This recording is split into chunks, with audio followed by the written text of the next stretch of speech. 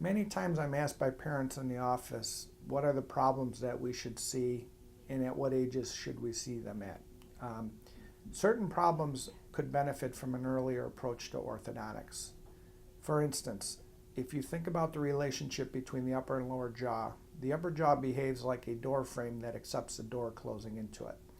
So if a patient were to have a small upper jaw, which in turn affects how the lower jaw wants to close into it, you often will see a patient develop a crossbite. A unilateral crossbite is one example of a problem that we may want to see prior to the age of 7. Oftentimes, those patients can be treated with a very simple appliance to correct the width of the upper jaw, to allow the lower jaw to center back underneath the upper jaw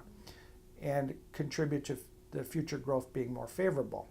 Additional problems that we sometimes would like to see earlier are patients who might show signs of tongue dysfunction or patients who may have habits. An orthodontist at times can intervene and talk to these patients and help to convince them to stop a finger habit, for an example, or if we recognize a tongue pattern problem, if we're unable to treat it ourselves, we may be able to refer the parent and the family to someone who appropriately could take care of that problem. Very often, tongue dysfunction can slip through the cracks because if it is not contributing to an educational deficiency, the speech pathologists in school will not necessarily want to identify a tongue thrust on that patient.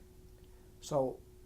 in our practice, if there is a suspicion that something is wrong, we feel as though any age is a good age to bring the patient into the office and allow us to make a critical evaluation of the things that are going on that may be contributing to